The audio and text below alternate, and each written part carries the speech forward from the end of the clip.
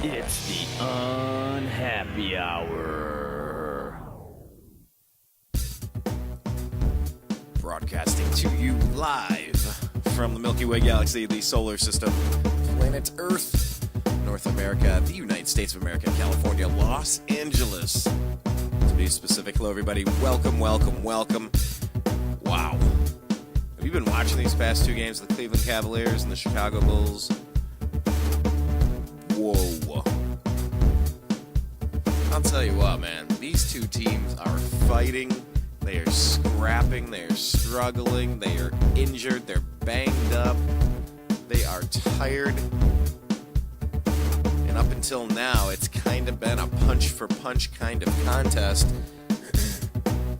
However, despite Derrick Rose's miraculous, lucky bank shot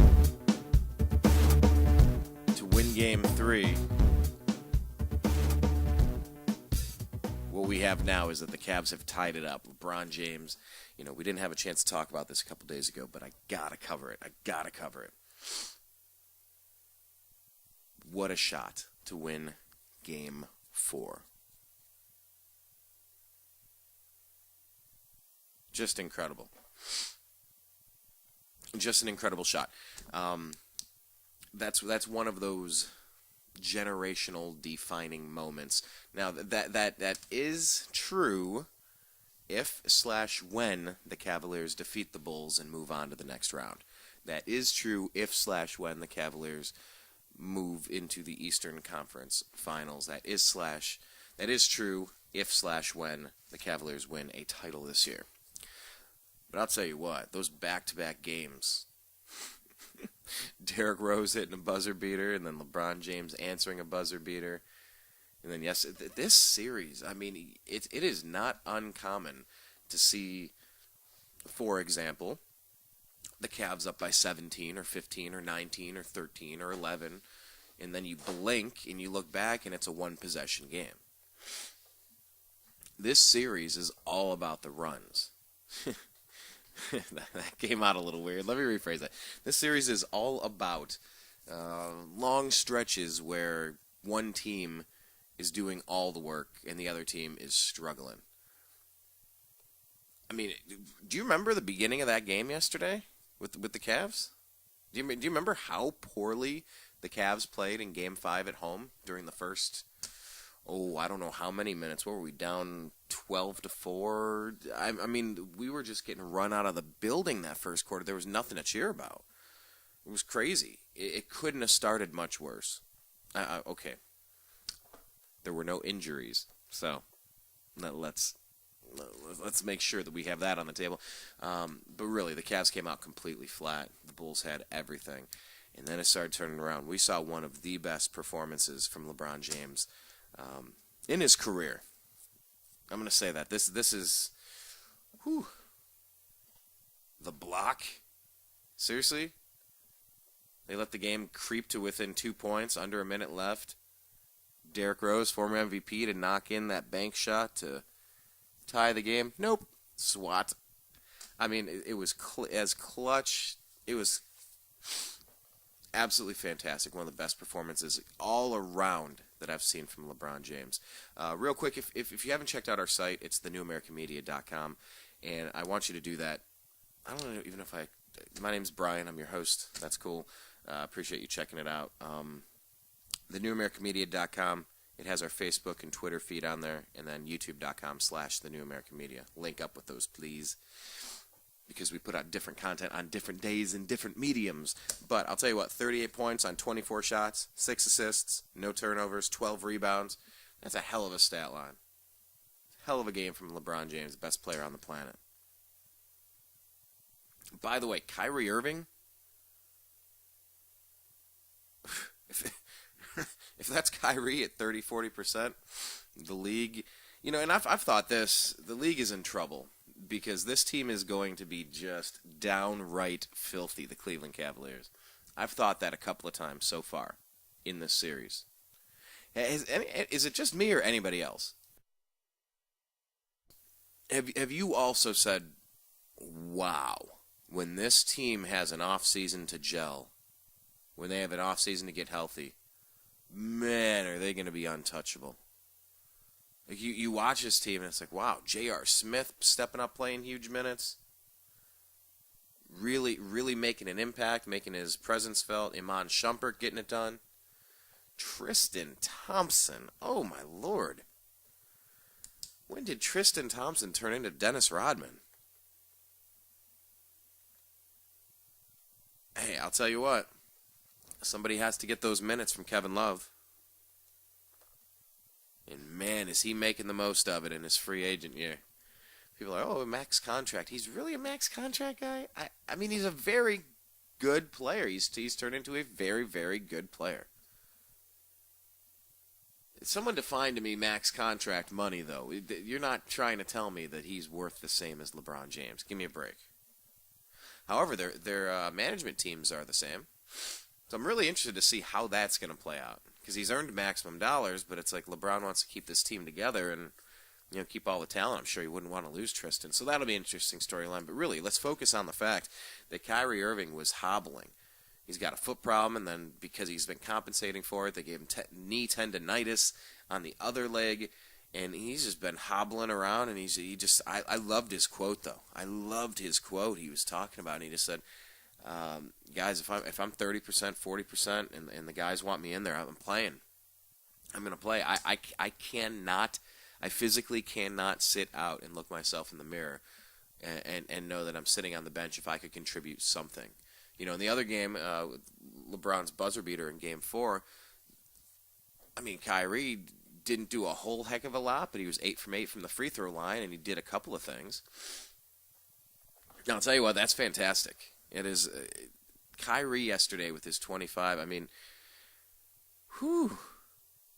I was watching the game with my girlfriend, and they were kind of explaining that Kyrie says, "Oh, the foot's hurting, the knee's hurting.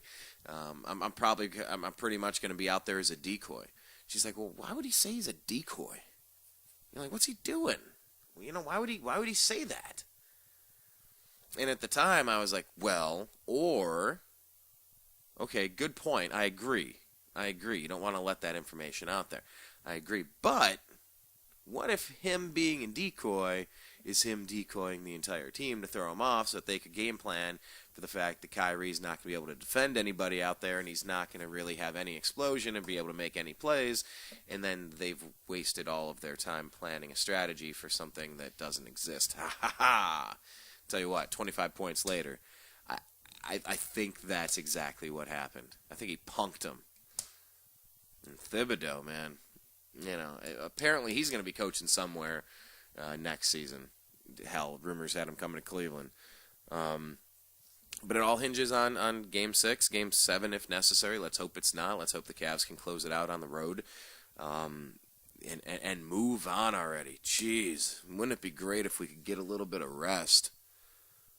Just kind of heal up a little bit. And here's something people haven't been talking about as much. LeBron rolled his ankle big time. That was a big deal in Game 4 prior to him hitting that game-winning shot. That he stayed in the game, that he was effective, and what they say, receiving round-the-clock treatment on it. Just to be able to play. Like, he has his leg up in some sort of machine, and it's providing treatment nonstop, where it's hard to sleep. I mean, I've blown out my knee, I've blown out my shoulder, and I know what it's like, especially like when you tweak something really strong, something really strongly. It is painful for those next few days. I mean, thankfully, the best physicians in the world, on the planet, they're the people that are treating LeBron James and Kyrie Irving. So, I mean, if anybody has a shot, it would be them. Of course, Kevin Love, I had that labrum surgery. No, it's many months. I remember how optimistic we were after the Celtics series that, before you heard the words torn labrum, it's like, oh, well, if he strained it or, if it popped out of socket and they popped it back. Nah, he's done for months. He's done for months. And then the Chicago Bulls might be done for months. Tell you what, Jimmy Butler, one of our regular listeners, Dude, and listen, I'm sorry, man. I've asked you before. UFC is MMA. That's your handle. I forget, dude. I forget your name. And I know somewhere like 2.5 years ago I asked you, and actually wait, hold on. This makes for compelling radio because I feel like I might have jotted it down, but I'm asking what your name is because I was going to reference something that you had said. Okay, here. If it's not on this, I don't know where I would hit. No, man, I could have swore I jotted this down as a note. Sorry, UFC is MMA is your handle. I forget your name, bud. Tell me your name one more time, please.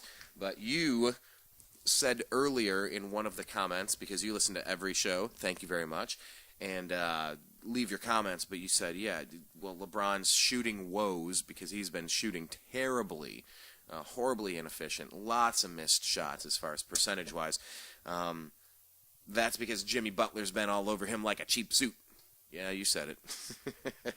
And yes, I've thought about it since you've said it. And it's true. You got to give credit where credit is due. This Bulls team, they've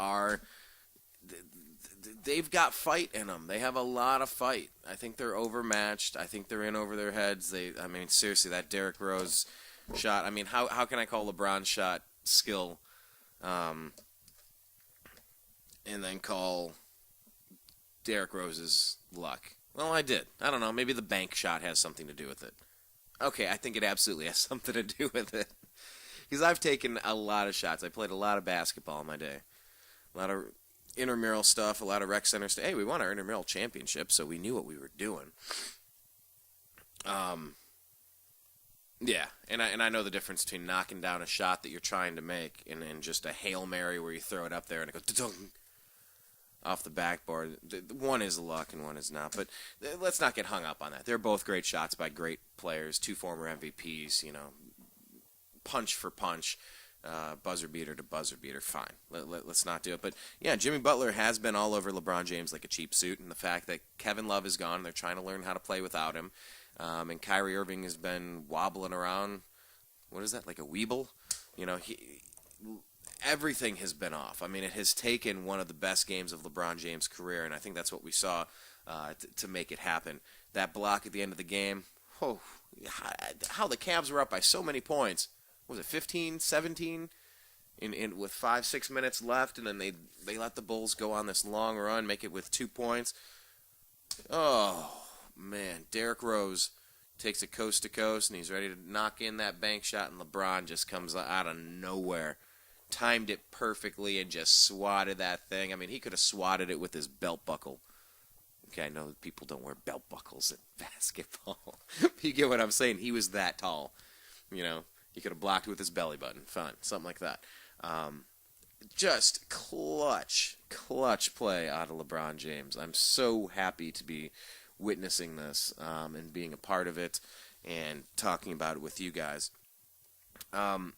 By the way, I wanted to mention this because I didn't have a chance to. Okay, David Blatt. Yes, he tried to call a timeout in Game 4. I know this is old news, but I didn't have a chance to talk to you about this, so I got to get this out there. He tried to call a timeout. He was pulled back by his assistant head coach. And then that's when the Cavs were able to, kind of continue and save their season, probably. But you know what? For all the people that want to get hung up on the fact, oh, David Blatt tried to call a timeout, the NBA's rigged, oh, David Blatt's going to get fired, and all this. You know what? Hold on a second. LeBron James was absolutely mugged by Joakim Noah underneath the hoop on the previous play. The previous Cavs offensive possession. He just absolutely mugged by Joakim Noah, and they didn't call a foul on him. So, for anyone that wants to put it on, oh, LeBron should have never even had that shot. It should have been a technical foul. No. He should have had free throws, and it wouldn't have even counted because we would have been up. And then we would have had the game. Let's put that into perspective. Let's not put this down in the history books like Coach David Blatt got away with something. All the refs were looking right at him. No, they weren't. The NBA's rigged for the Cavs. Okay, whatever. Seriously. LeBron James was completely mugged on his drive to the hoop, and they didn't call it, and they should have called it. They should have called free throws for LeBron James before that, and that final play wouldn't have even mattered. They wouldn't have needed a final play because they would have had it won. A lot of questionable calls there. A lot of ticky-tack stuff.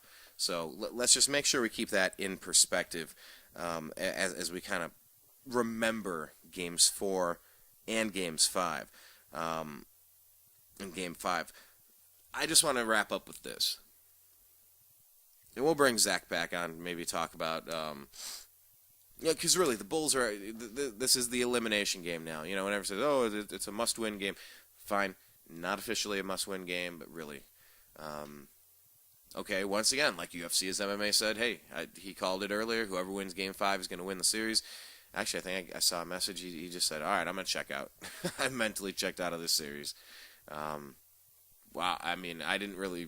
I mean, I realized it was a dagger, but until he typed that, I was like, oh, okay. Well, if he's backing down now. Or, you know, just... Not backing down, but just identifying that that's the way it's going to be. You know, when you're down 3-2, teams that are up 3-2 usually find a way to win these things. So we'll see if that holds true. But the thing, as I wrap this up here, we will bring Zach back to talk maybe, hopefully, if the Cavs can win Game 6 and or Game 7 / in the next round. This Cavaliers team is showing heart. They are showing that they're a tough team. Matthew Dellavedova. Yeah, I know. The whole thing that was going on with him, and it just he's one of those players that'll get under your skin, but you know he doesn't necessarily strike me as a dirty player. And for people that say, oh well, he leg locked him.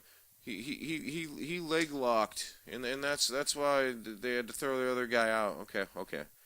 No, I wouldn't say that. What I would say is that Taj Gibson pushed him in the back and knocked him over and then fell on top of him. And yeah, dude kicked him. He should miss Game 6. Let's just say it for what it is. But back to my final point here, because I got to get running here.